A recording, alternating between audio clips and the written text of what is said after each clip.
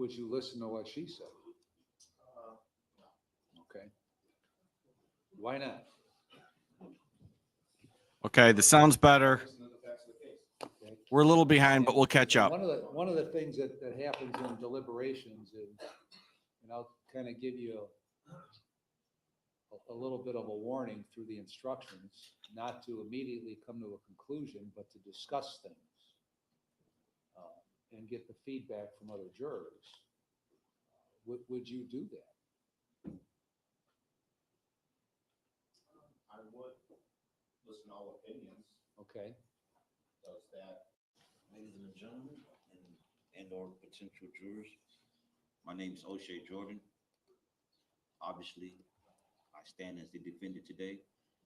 I don't have much experience as the state's prosecutors. I basically just have a few questions that I'd like to go over, as well as give you an opportunity to get to know me just a little bit more, as well as get to know you guys a little more. If that's okay, I'll begin with number 6. I remember you saying something in effect that you have active contracts with Willoughby Police Department, which allows you to be in their presence frequently. Correct. Okay. I just had 1 or 2 questions in regards to that. And one question be, how familiar would you consider yourselves? Because I remember you saying some yes and some not as. So with the ones that you consider yes, how familiar with those particular individuals would you consider yourself? There's at least one, maybe a couple that I have relationships with a little bit outside of work. We have common friends, been to several functions together, kids and relatives that we coached and played football with as well. That was my next question. Was it particularly professional or personal? There's some personal relationships. Okay, cool. By being able to, so to speak, be in the web then of a different particular environment or culture, if you will, have you had the opportunity to not necessarily hear any gossip, but hear and or participate in any gossip in relative to myself and or pictures being posted throughout the community within the last 3 to 4 years? I have not. Okay. I think that's all I have for you, other than you mentioned on your questionnaire that you have family members that are attorneys, or is the question police officers or just attorneys? No attorneys. My uncle was a former judge here in Lake County. Okay. Well, if you don't mind me asking, is he retired? Yes. And what year did he retire? I don't know exactly. It's been probably 15 years. Yeah. Wouldn't be Mitrovich, would it? Why are you smiling so hard? Do you know Mitrovich? Not personally. Okay. All right, I think that's it. I thank you for that time. So the next few sets of questions or questions that I actually have are pretty much in general. So I'll be addressing pretty much everyone at the same time. And so to begin with, I like to know from anyone here, if it applies to you, when you hear the word defendant, what do you think off the bat? What's the first thing that comes to mind? What's your number? Number 16? Accused. Excuse me? Accused. Accused. All right. Anyone else? Or do you everyone agree with number 16? All right. All right. Because the follow-up question is, when you hear the word defendant, do you kind of lean towards, or is there a perception of guilt prior to evidence presented? Start with you, number 16. Okay, anyone else here? Okay, everyone again, when you hear the word state, what's the first thing that hits your emotional chord?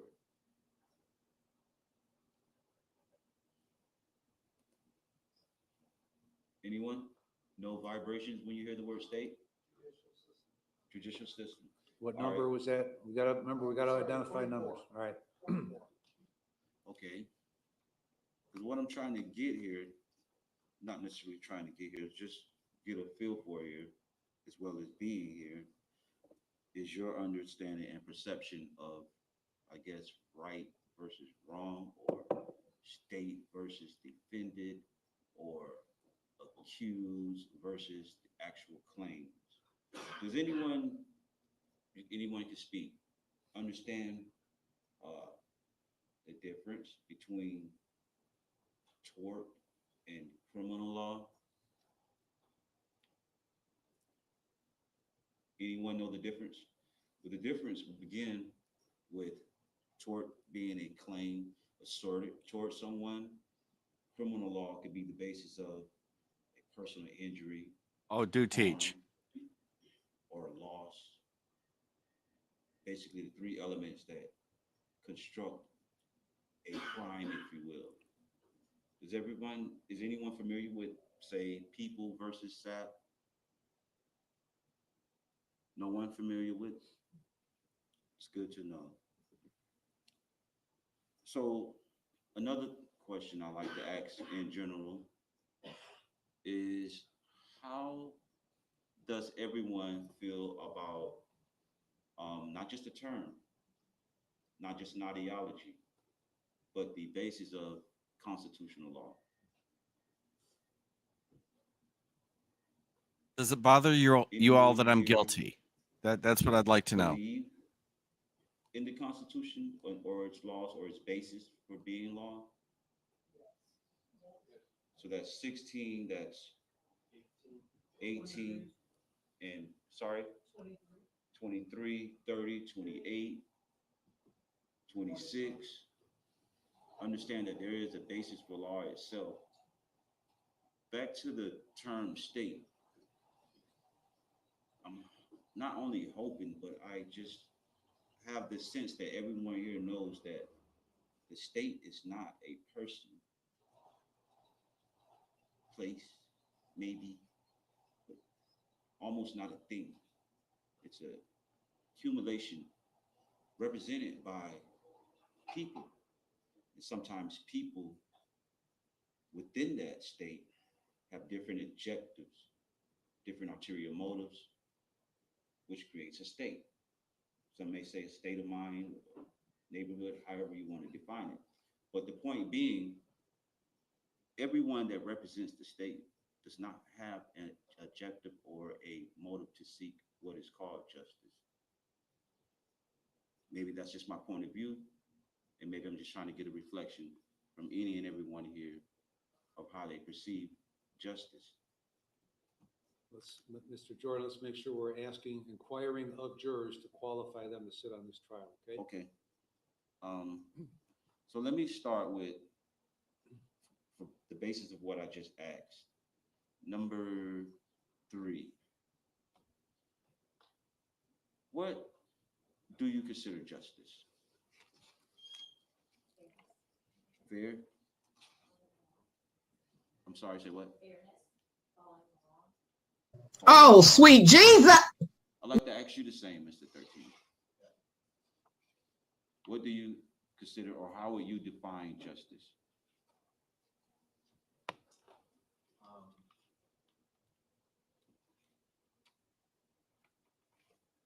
Say it, whether right or wrong, that the truth comes out.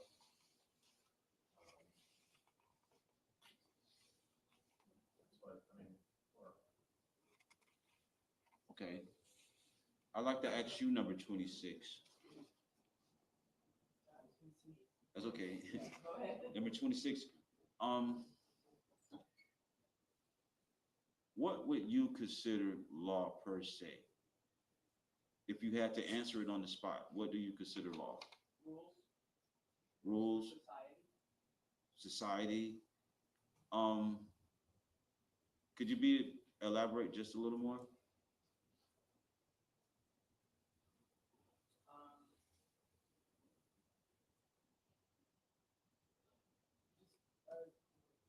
Like guidelines to live by in our society. We have a community members in the community. Are you speaking in reference to moral laws or statutes? I'm just talking about laws in general, nothing more. Can you pinpoint one? Okay, so definitely not moral laws, but more or less. Correct. Okay. So like I said prior, I am new to this. Only know how to stand up for myself. So the procedures I'm not familiar with, and I'm learning as I go. So bear with me.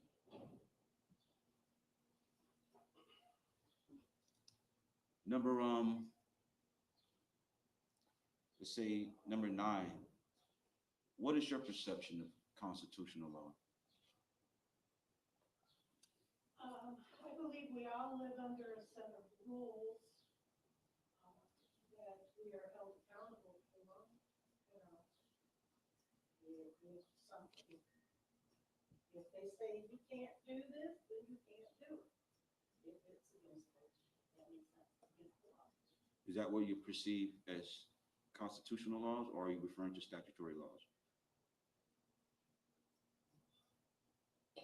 I am.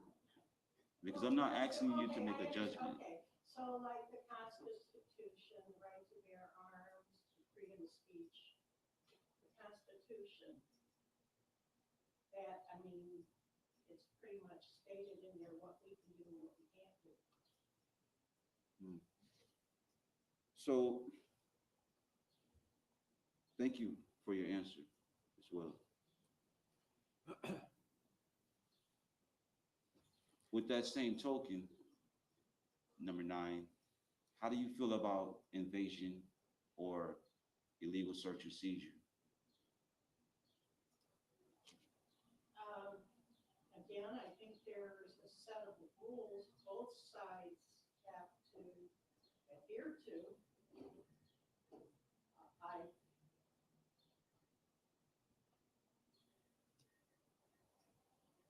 I think it would be illegal to search and seize if there was no warrant for it.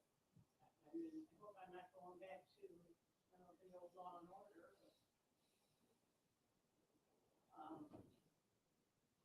Again, I think there is a way things are done. There's a procedural way things are done. And if it's followed, fine. If not, there could be problems. So the conclusion, number 9, would it be fair for me to assume that you're saying constitutional law is the existence of balance with law or within law? I don't know if I would say balance. What would you say, just to elaborate? Okay.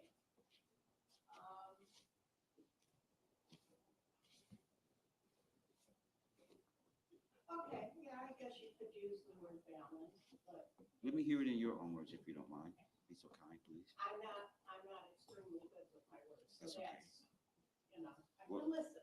Well, it's more of an ideology than it is words, because I am not as great a speaker as the state has represented themselves to be today with their presentation.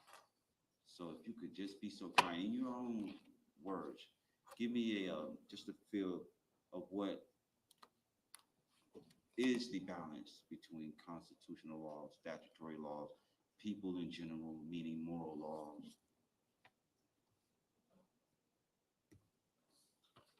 I don't know if there really is a balance anymore. I think more and more as time goes on, we need more and more laws to protect the innocent. I don't know if there's actually a balance anymore. That makes sense. That's what I'm hearing in my head, so I don't know. So is it safe to say from your perspective, or with regards to that answer, that laws actually govern men? I don't believe.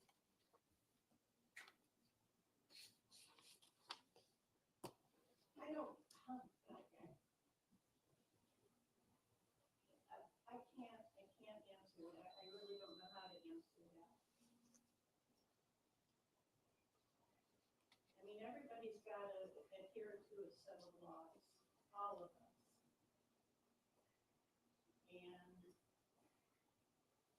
But What happens when the lawgivers break the laws that they give you?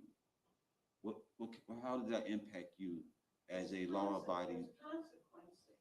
I mean, as you, as a law-abiding citizen number 9, that abides by laws given unto you, how does it impact you when those laws are broken or exercised wrongly against you? How, Against me? yeah, I'm wondering how, if that was a scenario, how would it impact you or affect you, if you would? Well, if that law that was broken against me, that the person needs to be held accountable for that. If it's something, a law I broke, I need to be held accountable for. There's. All right, then not to pick on you or anything, but You are. one way just to end it between you and I, number 9. If let's say the state made a set of laws and let's say violated your rights within the law that they wrote to protect you. That's the answer I'm seeking. How would you feel if the state was the one who, in whichever form, whichever arena? If the state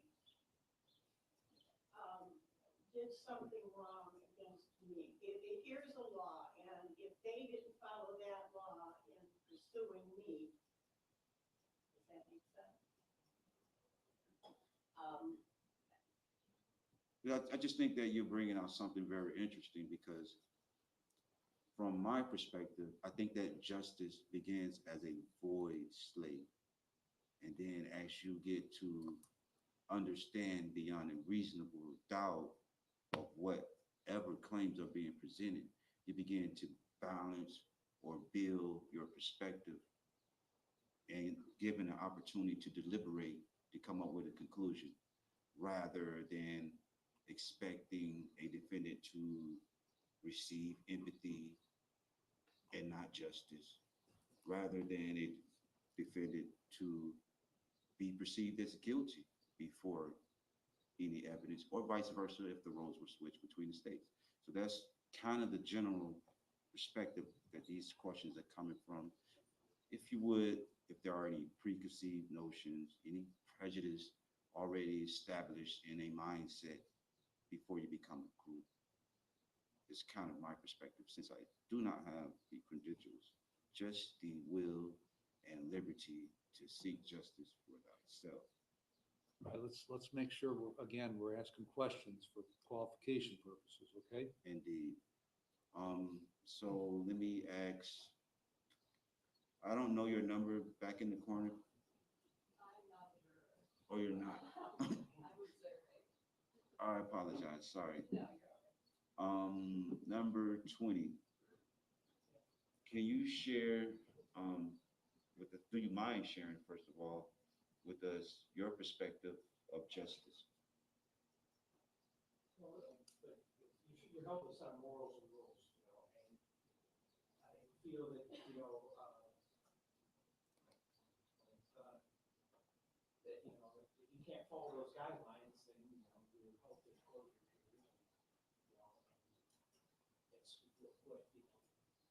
what our government is about, the Constitution, it gives us authority to states to solve themselves, and that's where your argument is against this versus that. Now, again, as I've asked her prior, not only what are your concepts of justice, But how do you balance that with constitutional rights? Because I understand that you're calling justice the legal system, right? How do you balance that with constitutional rights? Number 20. Well, I mean, your whole life is set of guidelines, morals, rules, and stuff such as that. You know, and I guess it's more. I don't know how to explain it well, but, and you gotta follow. You know, that's just where you're brought up, you know, raised in your home, or your parents, or a parent, you know. whether Sort of, they- is it more or less do unto others that we would have them do unto you, says the universe? Is that kind of what I'm getting from you? Is it, say again? So kind of what I'm getting from you is do unto others as you would have them to do unto you, because what you give comes back. Is that what you're Not so saying? much as that. Okay, then elaborate. You know, everybody, you know, everyone makes mistakes, you know, and some make worse mistakes, you know, and maybe, and like anything, I guess you have to be held responsible for your actions.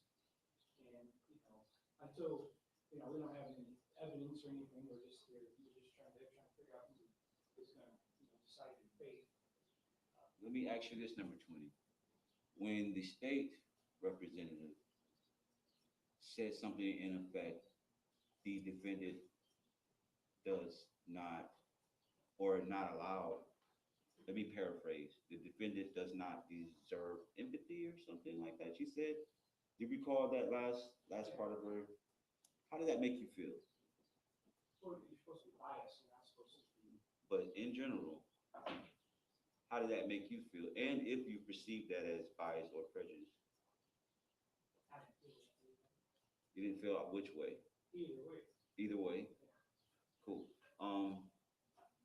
So just to end with you, I just kind of want to get an understanding of your perception of me today. Do you perceive me as expecting sympathy or presume guilt prior to understanding any scenarios? No, because all I've heard is what the charges. I don't know anything about you as an individual or heard any evidence, so yeah, I can't form an opinion. So subconsciously, have you began to form an opinion based on the charges you've heard? No. Thank you, number 20. Number 22, can you give me a feel of what your perception of justice is?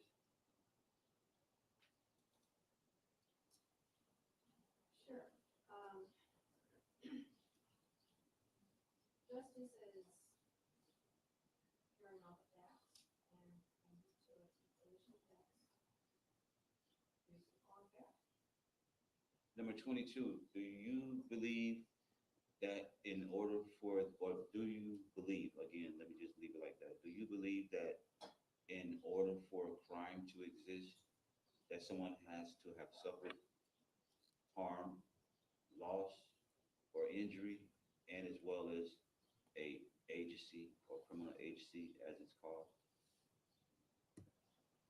Do you believe they take those three things in actually for a crime to be called a crime? A loss, personal injury, or harm, and as well as the criminal agency as it's called, or cause of that loss, injury, or harm.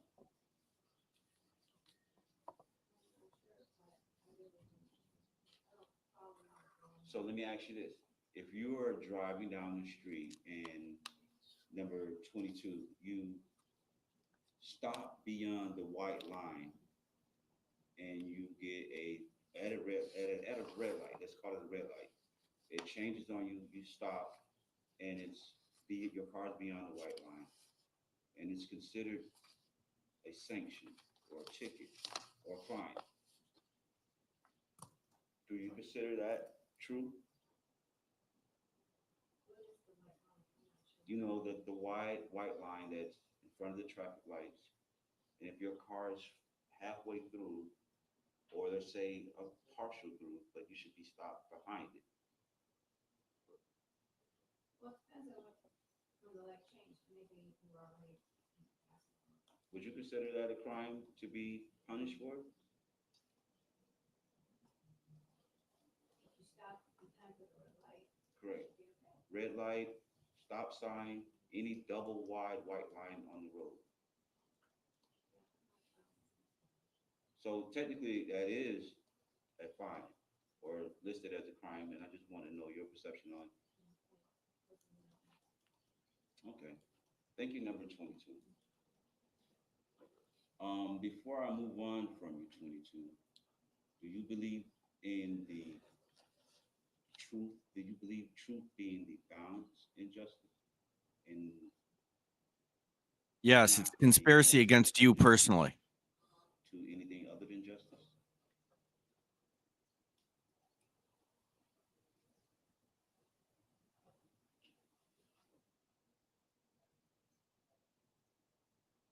You're number 22? Oh, sorry. Thought it'd be somebody else. Can you repeat that? Yes. Do you believe that truth not only being in, but being the balance in justice and less of a emotional connection to either direction?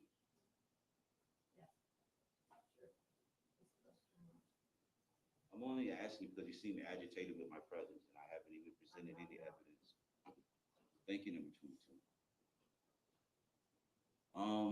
Like I said, not a professional, just need a feel of the room and let the facts speak for themselves. Thank you for your time.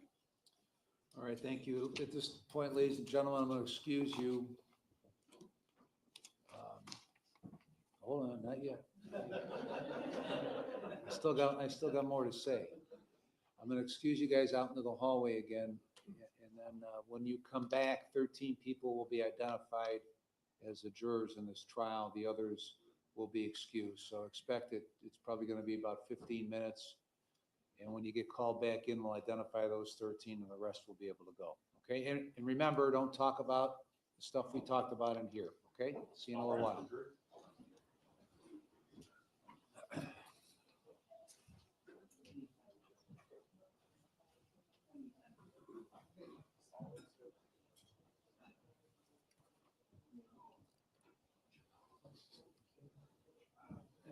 I think we're coming back. I'm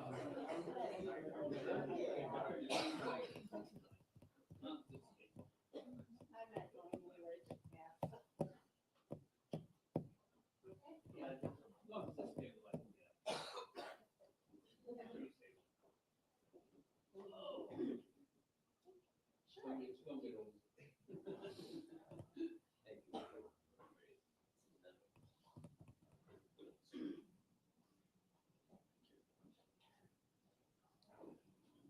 Come on, guys, give me a hand.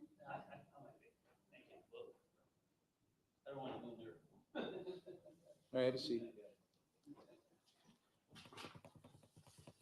All right, we will go through the cause, excusals, and then I'll give you a few minutes to consider your peremptories. I'm going to excuse number 2 for cause. He's got the problem with the oxygen. I'm also going to excuse number 6, who is the contractor with the city of Willoughby, and beyond that, he's got personal relationships with some of those witnesses that go beyond his work. I'm going to excuse number 15, who's got the Cleveland Clinic heart appointment coming up on Thursday that if he has to cancel, will never get rescheduled. I'm going to excuse number 21, who's got the previous open hearts that indicated he's going to have difficulty keeping his attention because he gets tired extremely easy. And I'm going to excuse number 18, who is the gentleman who was brought back after, for questioning after the rest of the pool was out in the hallway. So I'm excusing those 5 for cause. Does the state have any others that they would propose to excuse for cause? No, Your Honor, thank you. Mr. Jordan, do you have any that you would propose to excuse for cause? No, Your Honor. All right, I'll give you about 5 minutes or so to consider your peremptories. Okay?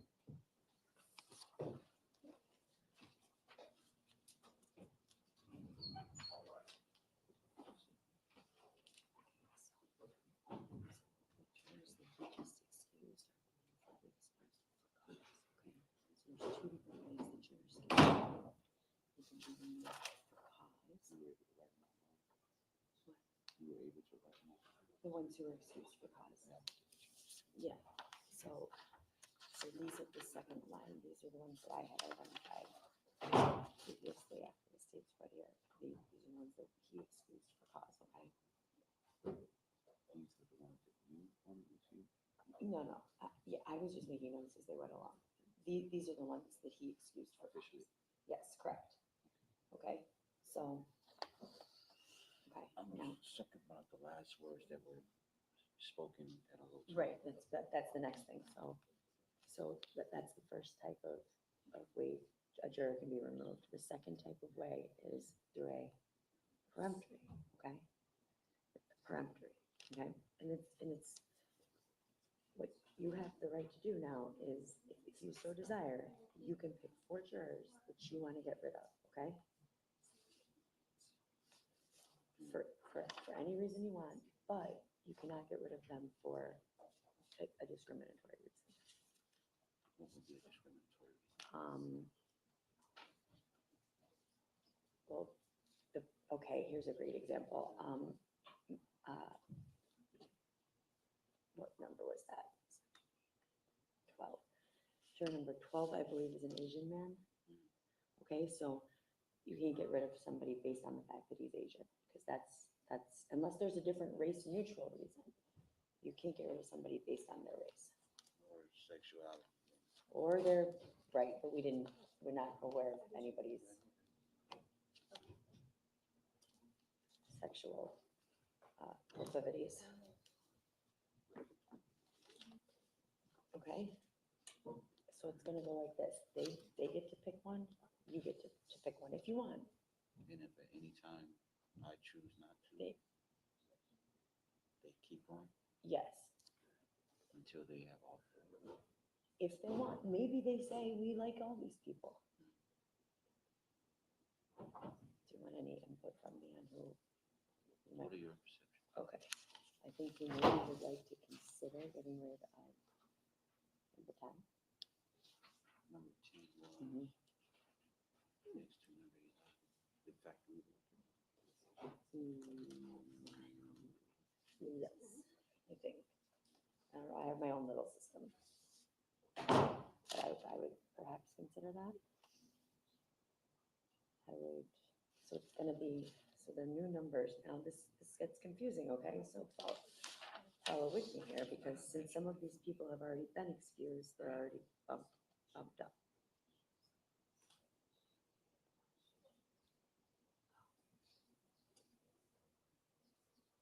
Okay. Now, you might want to consider number 7. number 7. And here's why, okay? If you want my explanation. Yeah, go ahead. She has to take her husband to an appointment on Thursday. That was her. Okay, yes. And something that as a defense attorney, we never like is when somebody has somewhere that they have to get to because they're going to rush to a verdict. Okay? They're not going to take time to listen to everybody's. It's going to be preoccupied. Yes, correct. So you might want to consider, so just like some possible options for you. Okay, 7, just a consideration. 10, I think is somebody you might want to get rid of. I don't, Already and comes this is with that. usually why I have Alec here too, because he can oftentimes, this is what Alec's helpful for, because he can always be watching them when I'm looking or doing other things, but, I think he's almost all set. Is there? I think you maybe want to get rid of number 8 too on the end. How do I know when they come back? Or just before they come back? No, well, yeah, before they come back, they won't know. They are not going to know who you thanked and excused. Do you remember your own zipper? Which what? What number? Yeah, the one who you talked to for a while. Yeah. All set? Yes. Okay. These are just people to consider, okay?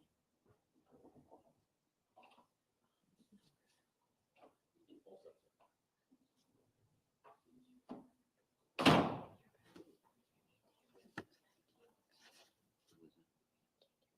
All rise. Seated.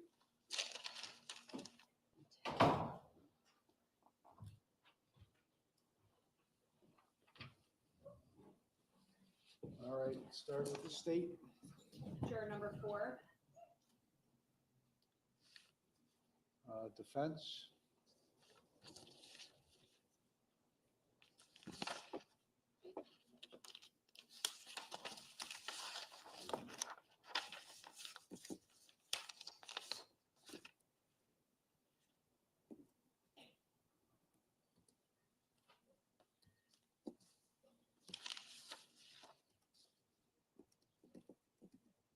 Oh, I'm sorry, you're waiting on me? Yep. Number 10, State. number 8,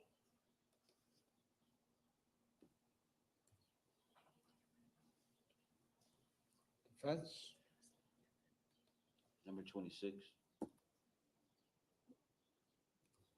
State.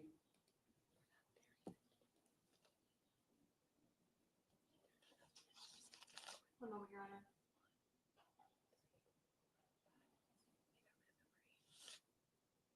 did they say 8? Did they? Who was their second one? I couldn't hear for you whisper. Your Honor, who was the state's second peremptory, number 8? Yeah. Okay.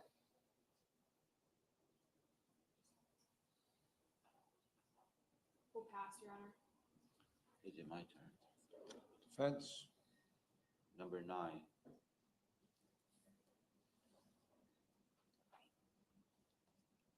State.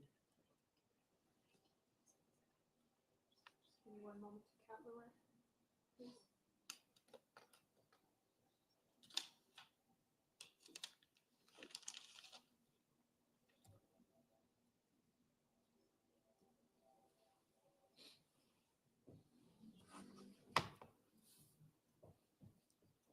is it my turn? Will pass.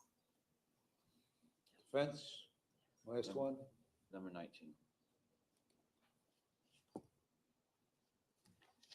So I have the state, number 4, number 8, defense, number 10, 26, 9, and 19. Is that correct, everybody? correct. Yes. All right, so count along with me. The 12 will be the deliberating jurors are 1, 3, 5, 7, 11, 12, 13, 14, 16, 17, 20, and 22. That's what I have, Your Honor.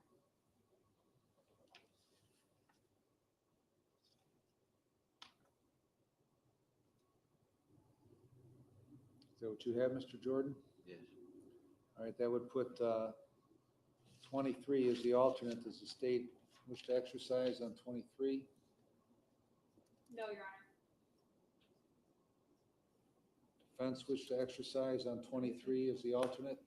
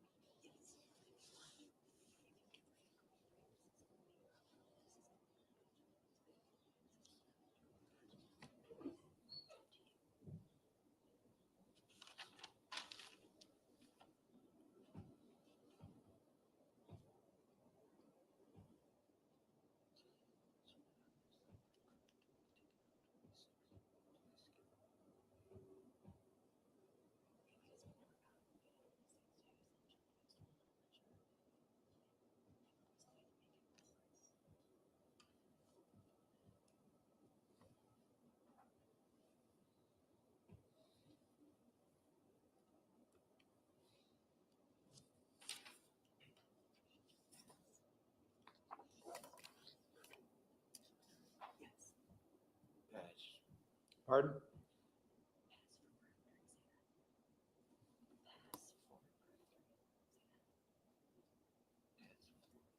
Yes.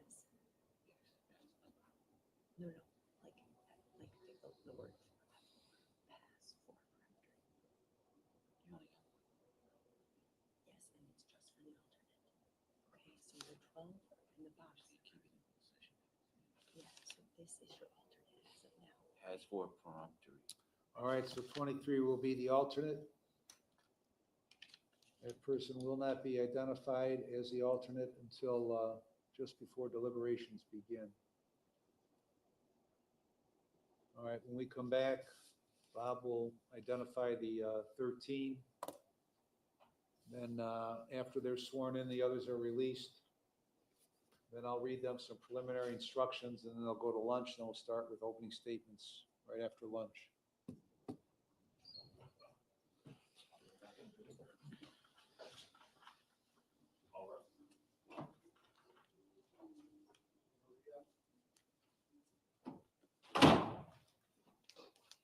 What I was trying to say, so in addition to these 4 you get for any reason you want, right? You also get 1 for the alternate, okay? The alternate only ever becomes one of those main 12 if something happens to one of those 12. So if somebody gets really sick tonight and can't come back tomorrow, they would put in that alternate. All right, jurors, you're gonna back in the courtroom.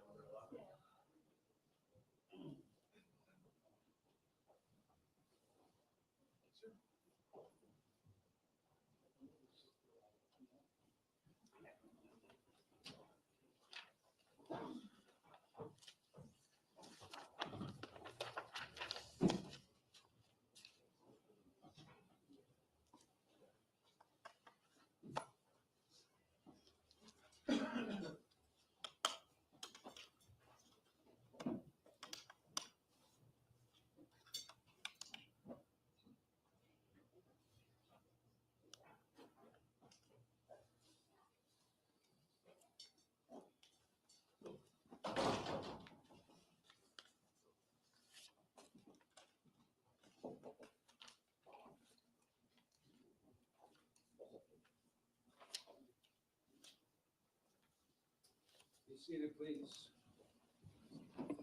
All right, ladies and gentlemen, we have identified the 13 individuals who will hear this case. 1 will be the alternate, and that will not be identified until the close, just before deliberations. Mr. Gonzalez, please identify those individuals. When you hear your number called, please stand up. So juror number 1, juror number 3, juror number 5, juror number 7, juror number 11, juror number 12, juror number 13, juror number 14, juror number 16, juror number 17, juror number 20, juror number 22, and juror number 23. All right, will all those who are standing, please raise your right hand to be sworn in. Do each of you solemnly swear that you will well and truly try and true deliverance make between the state of Ohio and defendant Oshay Jordan, so help you God? All right, he's gonna have a seat. Would everybody take off their numbers and just pass them down this way, and you guys can pass them down that way, okay?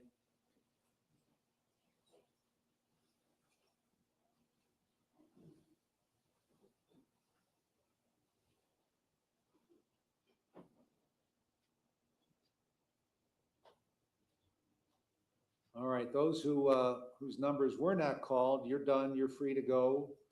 And your jury service is concluded. And once again, thank you for being here today. And if you need something for employment, you can get a certificate right outside the door from Nicole. Thank you very much.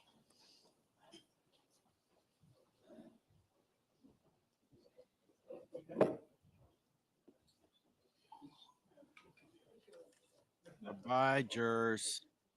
You weren't good enough. That's what we want you to know. Does this sound okay? I have it turned down. I don't know if I'm blowing your ears out or you can't hear me.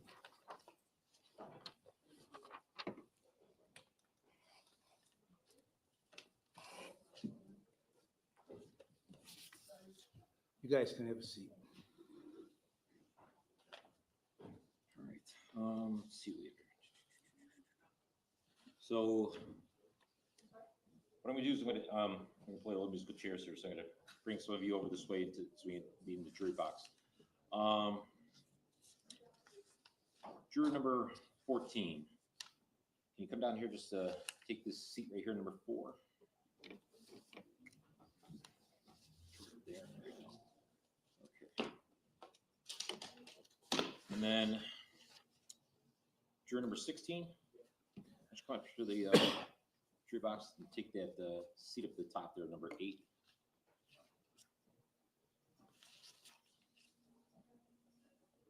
Juror number 17. You can come down, just have a seat right next to him.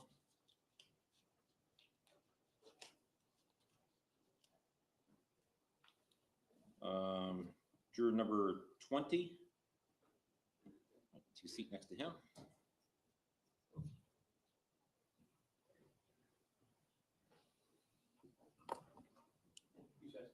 Yeah, juror number 22.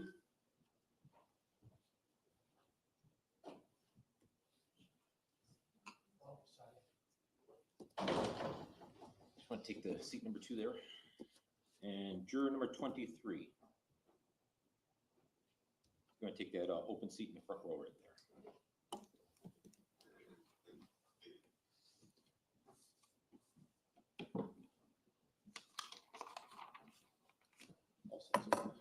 All right, what I'd like you to do is reach directly behind your seat on the floor. There should be a notebook there.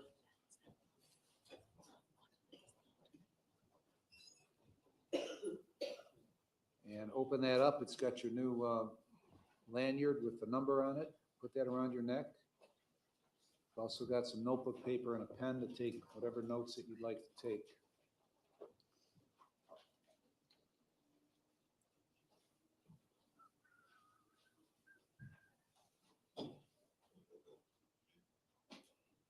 All right, what we're going to do now is I'm going to read about 10 minutes worth of preliminary instructions, and then I'll send you to lunch. And when we come back in the afternoon, we'll begin with the opening statements and then the evidence.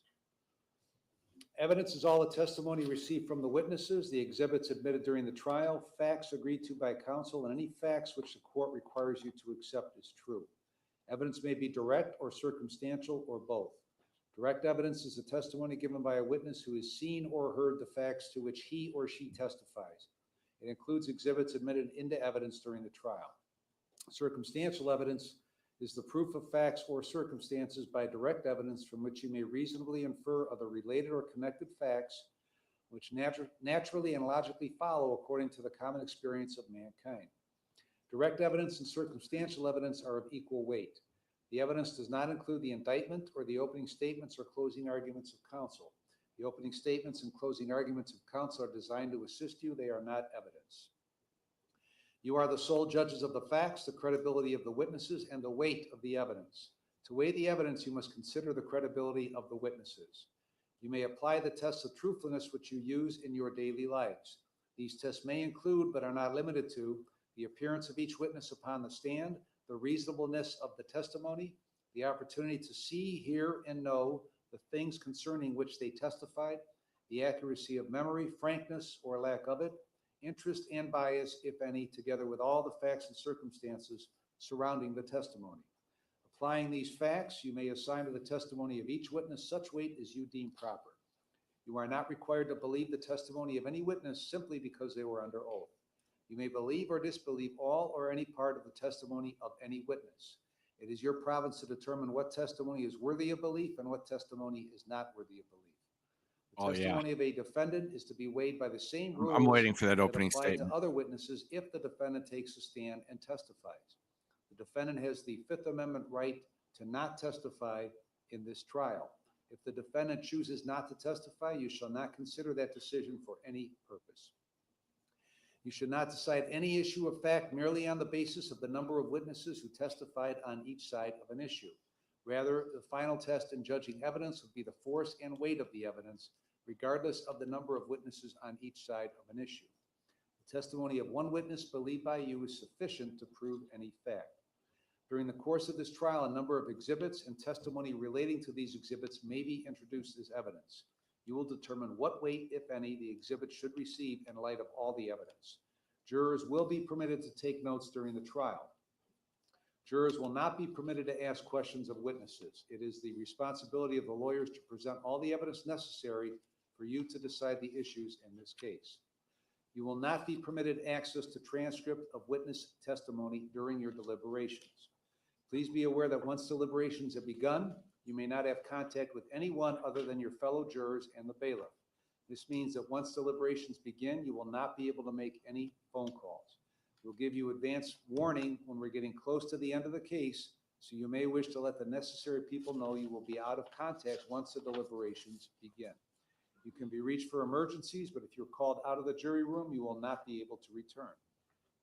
It's important that you be fair and attentive throughout the trial. Do not discuss the case among yourselves or with anyone else. Do not permit anyone to discuss it with you or in your presence. Do not form or express any opinion on the case until it is finally submitted to you.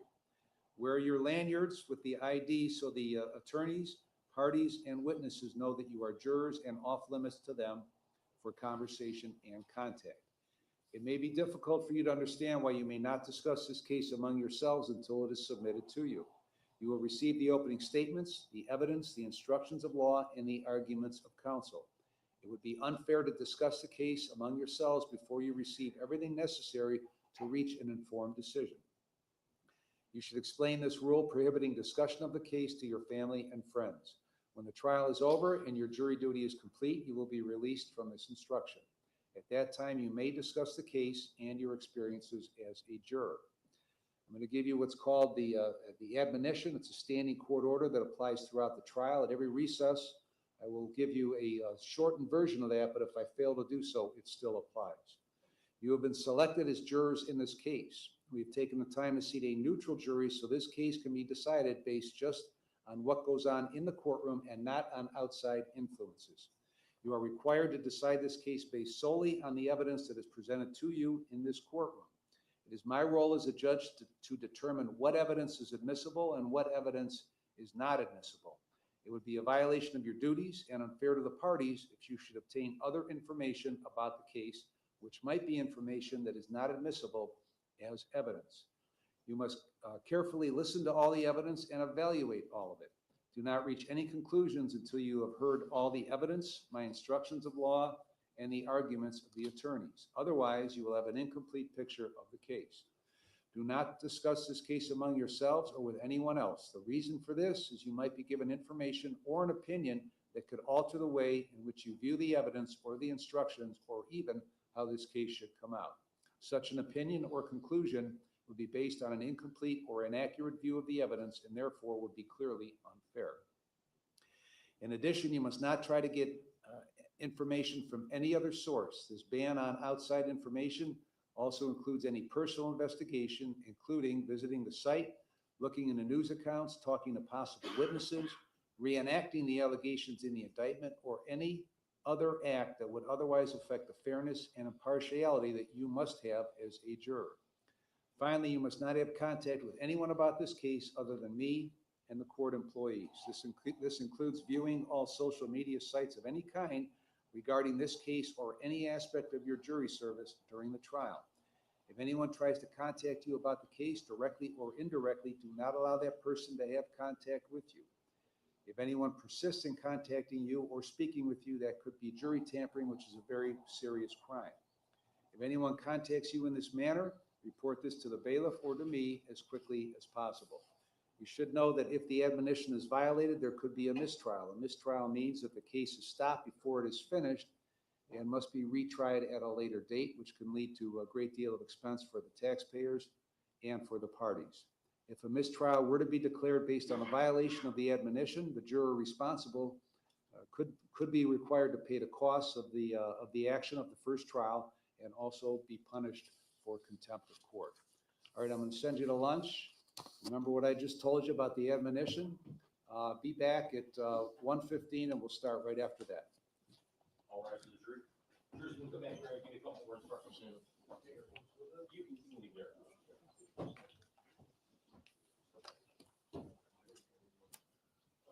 All right. We'll be back at 1:15 Eastern, 12:15 Central for me, a little less than an hour. It should be good. Big dummy, opening statement. I hope he wears a fez for his opening statement. That would be awesome. All right. If I'm blowing your ears out, I don't care. I've tried everything. That's the fact of the matter.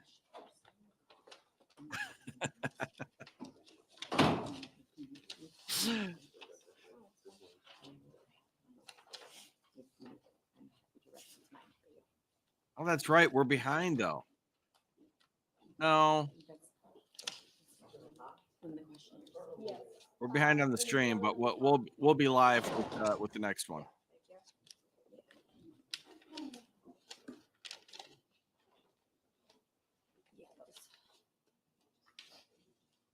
I think some fish with a little salad would be good.